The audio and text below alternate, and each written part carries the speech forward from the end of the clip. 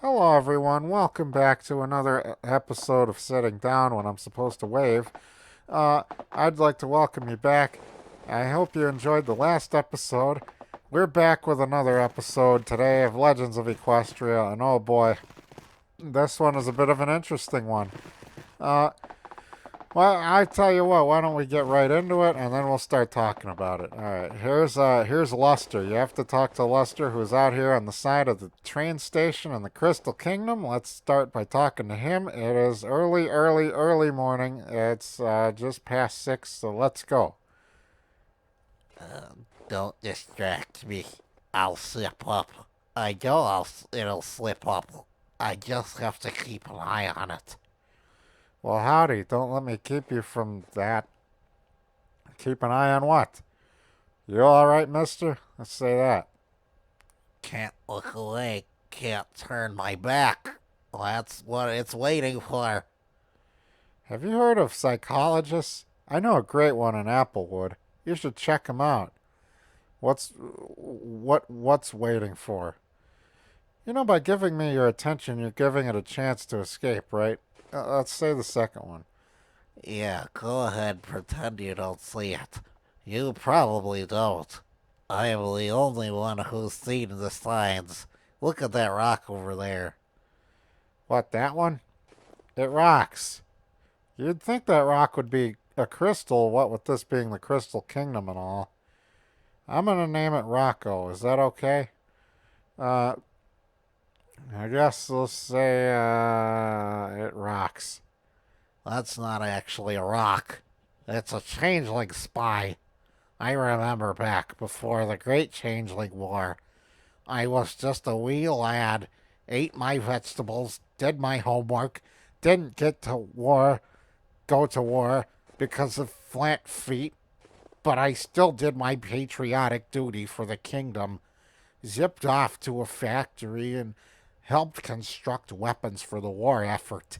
Finally, one day, the war was over and I could go home from my factory. And there it was, the rock. It hadn't seen me before. It hadn't seen me there before. Well, I was just a wee bit suspicious before. But as the years passed and my friends came home telling stories about how crafty and patient those changelings were, I've gotten more and more sure. It's just waiting until the time where nobody will expect it, and then it'll strike. And how exactly is a lone changeling going to strike in any meaningful way? I'm pretty sure changelings can't morph into rocks. They gotta be like ponies or donkeys or something. You may be right. What can we do? Let's say the second one. That's what they want you to think. You think you finally learned all their tricks, and bam! You wake up chained up in a cave in the Evershade with your own nefarious doppelganger leering at you from outside some translucent egg. But I'm ready for it. Once it drops this rock disguise, I'll come at it with a basilisk-infused crystal sword. An odd use for a priceless relic, but the defense of the kingdom is worth it. You're Loco and the Coco. Have fun with Rocco. What if I prove to you that it's not a changeling? I guess I'll say that. I wouldn't trust you. You are young and unlearned in the ways of war. The only pony who could convince me otherwise is Spuffy, famed changeling checker from Cloudopolis. He is something of a legend among the small circle of changeling history enthusiasts, of which I consider myself a member. I almost said memer. Yes, but if Spuffy were to convince you that it's just a normal rock, I'm gonna walk over and kick that rock right now. You'll see. Let's say Spuffy. Well, I guess I wouldn't need this priceless basilisk infused crystal sword anymore. I'm going to prove that it isn't a changeling, and then you're going to give me that sword. Well, I suppose it wouldn't hurt to double check with Spuffy. Let's say the first one. Ha ha! If you are so adamant, I'll accept that bet. And if I'm right, and it is a changeling, you must give me your own priceless basilisk infused crystal sword. Yes, you can have every one of those that I own. Fair enough. Off to see Spuffy. All right. So Spuffy's all the way in Cloudopolis, as you saw from the dialogue, which means I gotta go. I'm gonna go through Cantermore. Oh boy. Yeah, this is gonna be an interesting one because I gotta go all the way there and see Spuffy, and ask him his opinion about all this. Now you're gonna see why it shows that last line of dialogue shortly here once I complete the quest regarding the basilisk infused crystal sword. Because oops, that's right. Don't fly.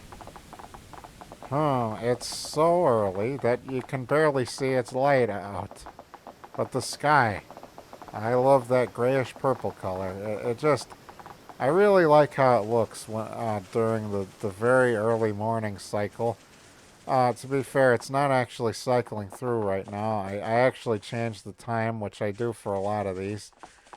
Well, a couple of my videos anyways. Or a good portion, but because sometimes I get on and it's just straight up day or night, and it's just like, that's not as fun. Why not make it morning or something?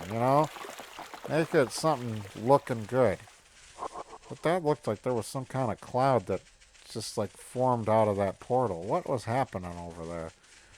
But yeah, anyways, here I go. I'm just walking again because I don't wanna be flying around places and then have people be confused about where to go.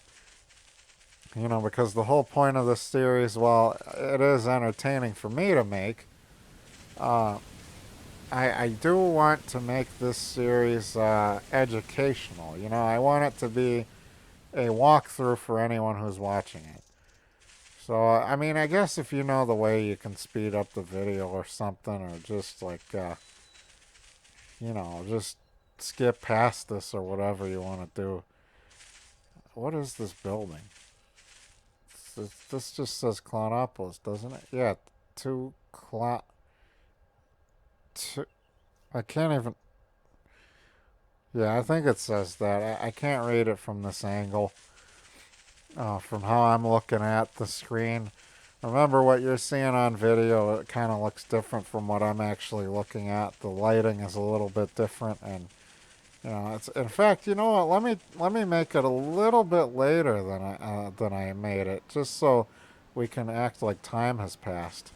6.02. Yeah. What are the Russians saying this time? Oh my goodness, one of them has the UWU in their name. And they're saying he. What? Yeah, this chat is always interesting.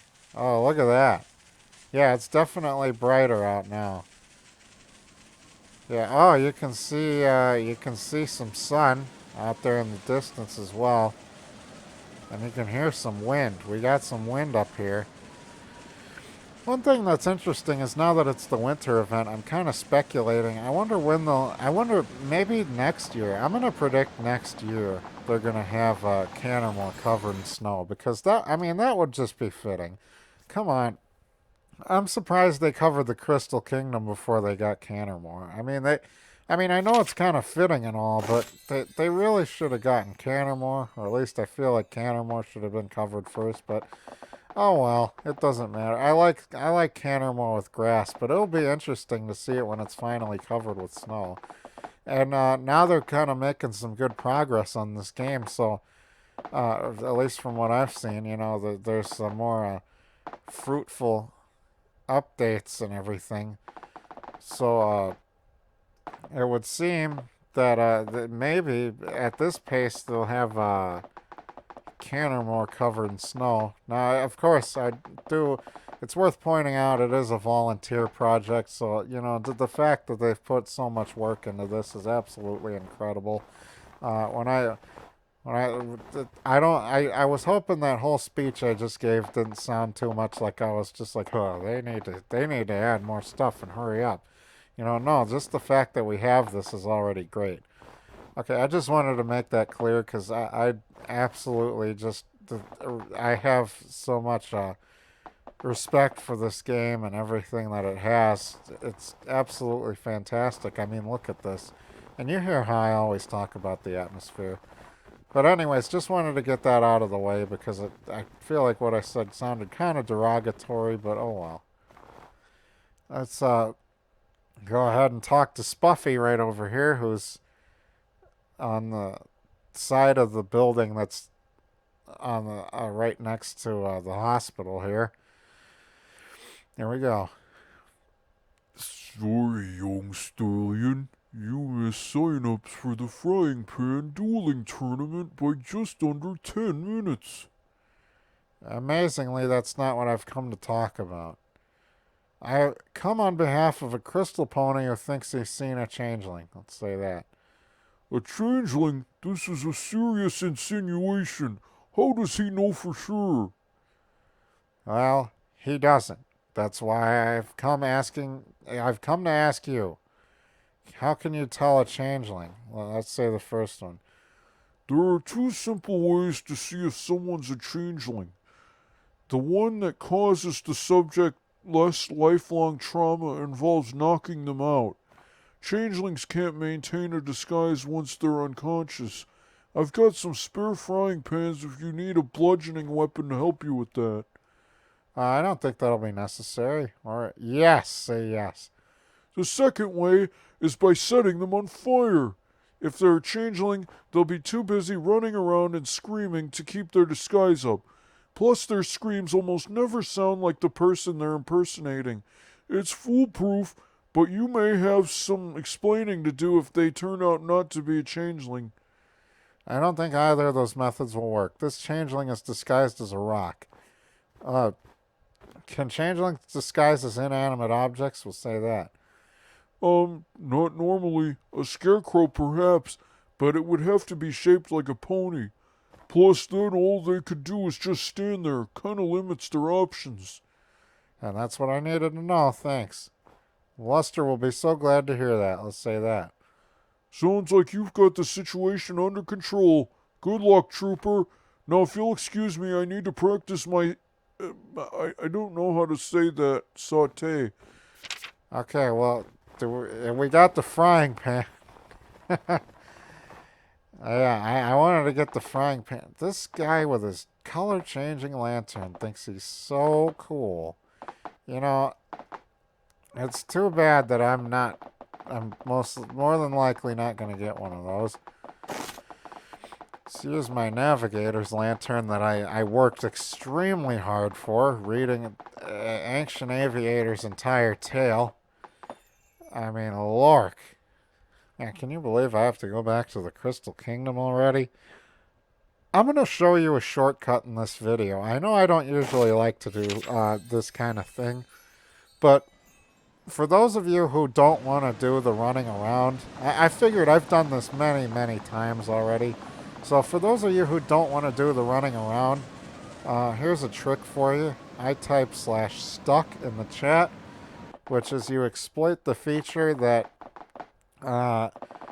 gets you unstuck if you happen to get stuck inside of an object, I don't know, somehow you glitch in an object and you can't move or anything, and you need to get out. Then you type /stuck, and I use that a lot for as long as I remember knowing it exists to just get around places faster if it just so happened to get me somewhere. Like, for example, here in Cantermore, it got me over to that school, so I didn't have to go all the way down the cliff and, run through that castle and across the bridge and then down the way. Instead, it just spawned me in front of the university, and it's just a straight shot to the train from there. Now, granted, that's not going to get you to a closer place all the time. Sometimes it might get you further, but you just have to know the stuck locations. There's only one stuck location for each map. Like, for example, this one, I would spawn by the Crystal Heart right under that castle I'm looking at in the distance. But, yeah. I guess a lot of people who are watching this already knew that. Anyways, here's Luster. Let's talk to him. Oh, it's... What the heck? There's some kind of glitch here. I can't see his dialogue. But anyways, good news. I've solved your changeling mystery. Alright, spoke to Spuffy. Let's say, good news. I've solved your changeling mystery. What's his... You traveled all the way to Cloudopolis to speak with Spuffy? What did you learn? The rare secret whistle that immediately drops any changeling's disguise. Oh, this rare secret. Okay. That changelings cannot disguise as inanimate objects like rocks. That changelings cannot resist the aroma of a freshly baked apple pie. Say the second one, because I'm sure any other option will make him scream at me. Spuffy himself told you that, huh? Perhaps I need to check my notes a little more clearly. I suppose this might just be a regular rock. I'm not wholly convinced, but this seems like a good excuse as any to read through Spock Sprocket's hoof-compatible card tricks collector's omnibus edition again. Ahem. The priceless basilisk... I cannot talk today. I'm sorry. Ahem. The priceless basilisk-infused crystal sword, por favor. Thanks for doing your part to keep the Crystal Kingdom safe. Let's say the first one. I'm greedy. Ah, yes, here. What the hey? This is just a regular sword. Wait, it doesn't appear basilisk infused on the surface, but that's probably a good thing if I don't want to turn to stone. I think you're right to call this a regular wooden sword priceless, but in the wrong direction. Let's say that. I delivered what I promised. That settles our business. Now, oh my. I think my days of no sleep are catching up with me. The sky looks orange. And you get 100 XP for that. And, yeah, there you go. That's the end of that quest. Maybe I should walk around the Crystal Kingdom with the Navigator Lantern, but oh well. But anyways, I hope you enjoyed that episode. Yeah, I walked around. I had to just go to Cloudopolis and back, and you get 100 XP. But, yeah, I hope you enjoyed, and I'm still enjoying doing this playthrough, and I'm thankful for the people who do enjoy it.